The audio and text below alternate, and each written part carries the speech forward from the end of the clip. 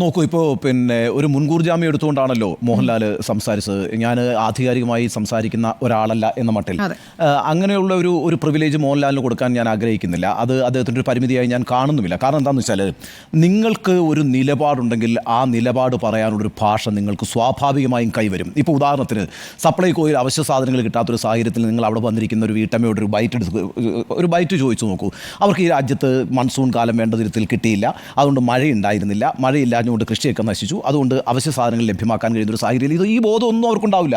അവരവരുടെ റിയാലിറ്റി അപ്പം തന്നെ പറയും. ആ വീട്ടമ്മ വളരെ ശക്തമായി പ്രതികരിക്കും. ഇങ്ങനെ നമ്മുടെ നാട്ടിലെ മുഴുവൻ മനുഷ്യരും പണ്ഡിതരായിട്ടും വലിയ വാഗ്മികളായിട്ടും പ്രഭാഷകരുമായിട്ടും ഒന്നുമല്ല കാര്യങ്ങൾ സംസാരിക്കുന്നത്. മറിച്ച് ഒരു നിലപാടുണ്ട് എങ്കിൽ ഞാൻ ഉറച്ചു വിശ്വസിക്കുന്നു ആ നിലപാട് പറയാനുള്ള വാക്യങ്ങളും ഒക്കെ നിങ്ങളുടെ കൈവശം ഉണ്ടാകും. ഇവിടെ മോഹൻലാലിനെ സംബന്ധിച്ച് മോഹൻലാൽ ഇക്കാര്യത്തിലൊരു നിലപാടില്ല.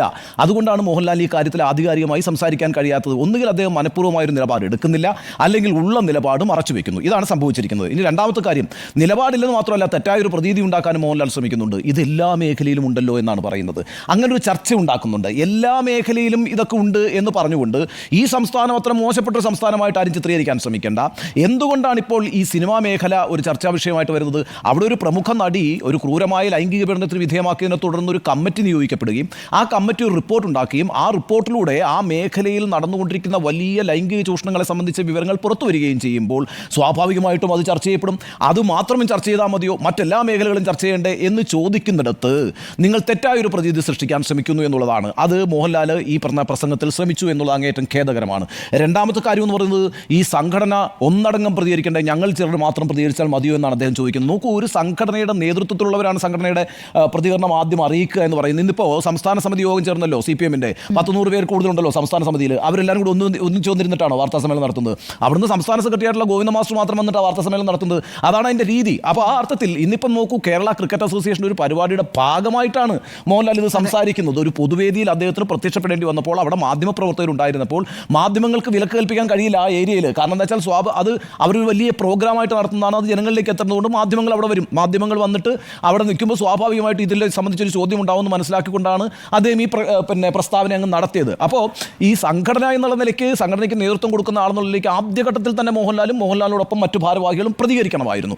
അക്കാര്യത്തിൽ മോഹൻലാൽ പറഞ്ഞത് തെറ്റായ കാര്യമാണ്. ഇനി ഈ വ്യവസായത്തെ നശിപ്പിക്കരുത് എന്നാണ് അദ്ദേഹം ഒരു അഭ്യർത്ഥന നടത്തുന്നത്. എന്തൊരു അത്ഭുതകരമായൊരു പ്രസ്താവനയായിട്ടാണ് ഞാനതിനെ കാണുന്നത്.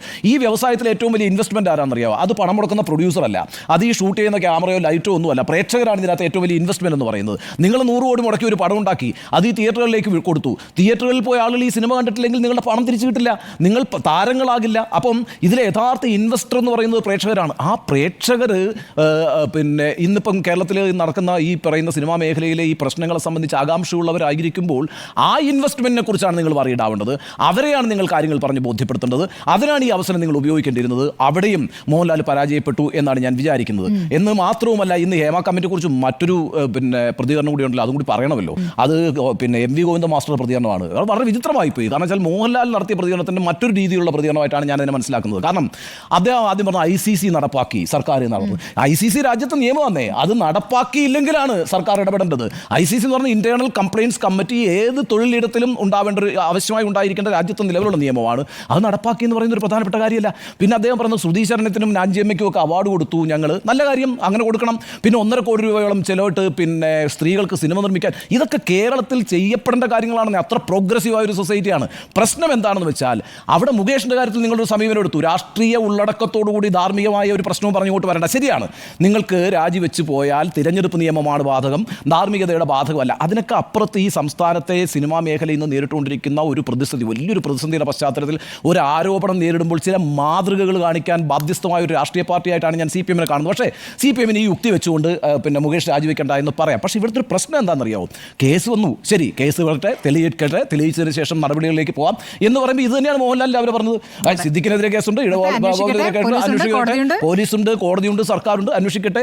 ഈ പറയുന്ന രീതിയിലല്ല ഈ വിഷയത്തെ കാണേണ്ടത്. അതാണ് ഈ മിനിങ്ങാന്ന് ഡോക്ടർ അരുൺകുമാർ ഈ ചർച്ചയിൽ ഉന്നയിക്കാൻ ശ്രമിച്ച ഒരു പ്രശ്നം.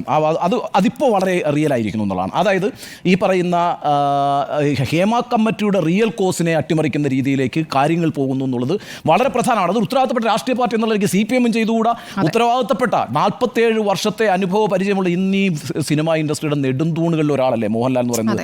മോഹൻലാൽ ഒരു ചെറിയ പേരാണോ? മോഹൻലാൽ ഒരു ചെറിയ കലാകാരനാണോ? അപ്പോൾ അദ്ദേഹത്തെ പോലെ ഒരാൾ എടുക്കേണ്ട എടുക്കേണ്ട ശക്തമായൊരു നിലപാടുണ്ട്. അത് അദ്ദേഹവും എടുത്തിട്ടില്ല. CPM ഇക്കാര്യത്തിൽ മുകേഷിൻ്റെ ആയി ബന്ധപ്പെട്ട് പ്രതിരോധത്തിലായപ്പോഴത്തേക്കും CPM ഇക്കാര്യത്തിൽ ഒരു എന്താ പറയുക ഭരണകക്ഷി എന്നുള്ള നിലയ്ക്ക് ഒരു അഴകുഴമ്പൻ നിലപാടാണ് കാര്യത്തിൽ സ്വീകരിച്ചിരിക്കുന്നത്. രണ്ടും ഖേദകരമാണ് എന്നാണ് എൻ്റെ അഭിപ്രായം. രണ്ട് മറുപടി ഇങ്ങനെ പോരാ എന്നാണ്.